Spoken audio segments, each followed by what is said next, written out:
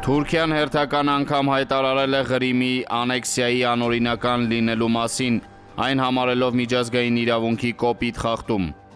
Անկարան ընդգծում է իր հավատարմությունը Ուկրաինայի տարածքային ամբողջականությանը եւ ինքնիշխանությանը, հայտարարել է Թուրքիայի արտգործնախարարությունը, հաղորդում է Անադոլու գործակալությունը։ Հայտարարության մեջ գրված է, որ 2014 թվականի մարտի 16-ին Ղրիմի ինքնավար հանրապետության տարածքում անցկացվել է ապօրինի հանրաքվե, որի արդյունքները որպես առիթ օգտագործվել են Ղրիմի անեքսիայի նպատակով։ Թուրքիայի համար հատուկ կարևորություն են Ղրիմի թաթարների անվտանգությունը, բարեկեցությունը եւ մշակութային ինքնության պահպանումը։ Ղրիմի թաթարները Ղրիմի թերակղզու բնիկ էթնոս է, ասվում է հայտարարության մեջ։ Թուրքիան ուշադիր հետևում է Ղրիմում տեղի ունեցող գործընթացներին, ընդգծել է Թուրքիայի արտգործնախարարությունը։ Մենք եռակողմ հայտարարությունը դիտարկում ենք որպես հրադադարի վերականգնմանը եւ անվտանգության վերահաստատմանն ուղղված փաստաթուղթ։ Թեև այն պարունակում է խաղաղ կարգավորմանն առնչվող որոշ դրույթներ, սակայն այն չի ներառում դրա առանցքային տարրերը, որոնցից առաջնայինը Արցախի կարգավիճակի հարցն է, հիմնված արցախահայության ինքնորոշման իրավունքի վրա։ Հակամարտության վերջնական քաղաքական լուծումը հնարավոր է բացառապես ԵԱՀԿ Մինսկի խմբի համանախագահության շրջանակներում։ Տարածաշրջանի վերջին զարգացումներն ընդգծեցին, որ մենք կարիք ունենք ԵԱՀԿ Մինսկի խմբի ուժեղ, շեշտում եմ, ուժեղ համանախագահության, որը կկարողանա առաջնորդել խաղաղ գործընթացը տարիների ընթացքում մշակված սկզբունքների եւ տարրերի հիման վրա։ ԵԱՀԿ գլխավոր քարտուղար Ան Լինդեի հետ ասուլիսում հայտարարել է Հայաստանի Հանրապետության արտգործնախարար Արա Այվազյանը։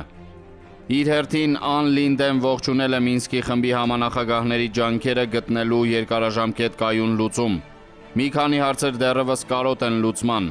ԵԱՀԿ-ն եւ միջազգային հանրությունը որպես ամբողջություն կարևոր դեր ունեն անմիջական իրավիճակին անդրադառնալու եւ առաջ ընթանալու ճանապարհ գտնելու գործում։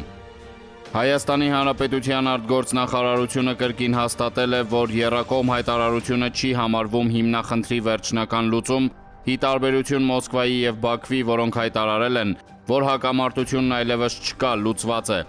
Մոսկվայի պարագայում իհարկե առկա է երբեմն Մինսկի խմբին հղումը, բայց միայն Բաքվի վրա ճնշման լծակ ունենալու նպատակով։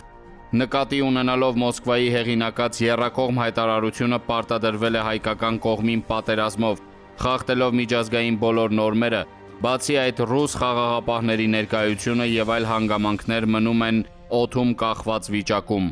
Իր հերթին Բաքուն նույնպես լուրջ խնդիրների առաջ է նույն հանգամանքների բերումով։ Ադրբեջանի անկախությունը ԵԱՀԿ-ն ճանաչել է Արցախի խնդրի խաղաղ կարգավորման եւ կարգավիճակի որոշման պայմանով, ինչը նշանակում է, որ Բաքուն կարող է մեղադրվել պատերազմական հանցագործությունների համար եւ կասկածի տակ դնել պետության միջազգային լեգիտիմությունը։ Այս ֆոնին Մինսկի խմբի համանախագահության շրջանակում խնդրի կարգավորման եւ Արցախի կարգավիճակի հարցերը Երևանի հաղթաթղթերն են, սակայն այս ուղղությամբ աշխատանքը տանում է միայն արտգործնախարարությունը, ռուս-թուրքական տանդեմի ճնշման եւ ներքին աջակցության գրեթե իսպառ բացակայության պայմաններում։ Ավելին Հայաստանի իշխող մեծամասնությունը եւ 17 կուսակցությունների միավորումը ԶԼՄ-ների 99%-ը գտնվում են ռուս-թուրքական պլանների ծիրում, հավատարմություն հայտնելով եռակողմ հայտարարությանը եւ իրար հետ մրցելով այն ավելի լավ կատարելու հարցում։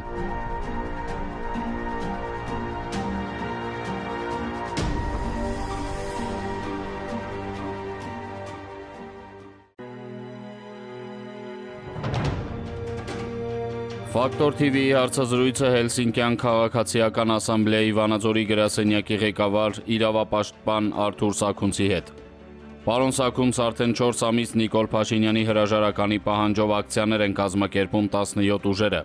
Բաղրամյանը փակած ուժերը պատրաստ են հանդիպել, եթե օրակարգում Փաշինյանի հեռացման հարցն է։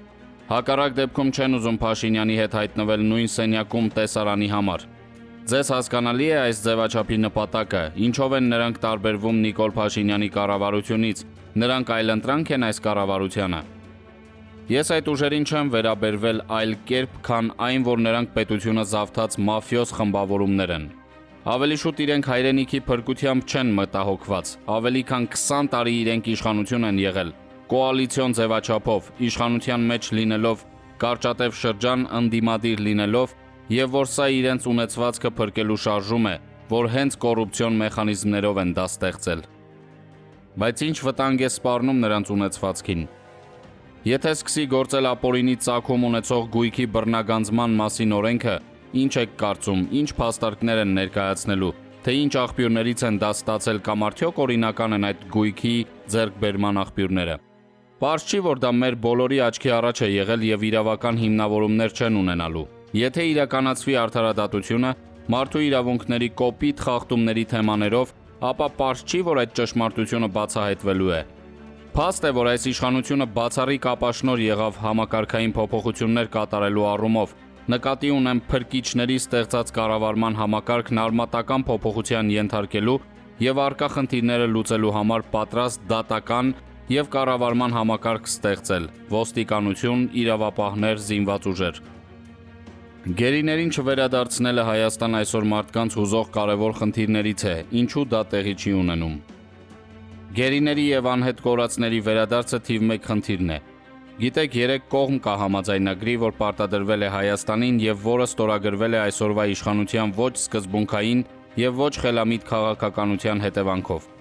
Այդ եռակողմ հայտարարության թիվ 1 պատասխանատուն Ռուսաստանի Դաշնությունն է եւ եթե Ռուսաստանը կարողացել է հասնել նրան, որ Իլհամ Ալիևը համոզվել է ստորագրելու եռակողմ համաձայնագիրը, նշանակում է ինքն ունի լծակներ։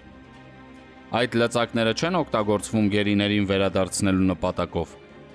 Եթե Վանեցյանն ասում է ինքը 3 օրում կվերադարձնի գերիներին, ես մտածում եմ, ինքը կամ Իլհամ Ալիևի հետ է շատ մոտ, կամ Պուտինյան ռեժիմի։ Ես ավելի շատ հակված եմ Կադիրովի կամ Պուտինի ռեժիմի տարբերակին։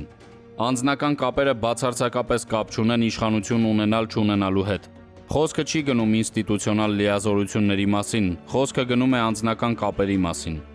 Հիմա լուծեիք հարցը։ Դուրս է գալիս Հայաստանի Հանրապետության իշխանությունն այնքան թույլ վիճակում է, որ չի կարող լուծել դիվանագիտական ճանապարհով։ Անցել է 4 ամիս եւ հռետորաբանությունը ռազմագերիների եւ գերեվարված քաղաքացիական անձանց նկատմամբ չի փոխվել։ Իշխանությունն այստեղ խնդիր ունի։ Նախկինները դա շահարկում են իրենց նպատակների իշխանություն զավթելու համար, որի ապացույցն այդ արտահայտությունն է, որ եթե իրենք լինեն իշխանություն, 3 օրում կազատեն գերիներին։ Ուզում են ասել, իրենք էլ են այդ տրամաբանության մեջ, որ գերիների հարցն օգտագործեն քաղաքական նպատակահարմարության համար։ Սա ամենավերջին անբարոյականությունն է։ Բայց մյուս կողմից իշխանությունը, որ գտնվում է այնքան թույլ եւ կախյալ վիճակում, որ չի կարողանում իր քաղաքացիների կյանքի վերադարձի անվտանգության խնդիրները լուծել, դա էլ մյուս ծայրահեղ անբարոյականության վիճակն է։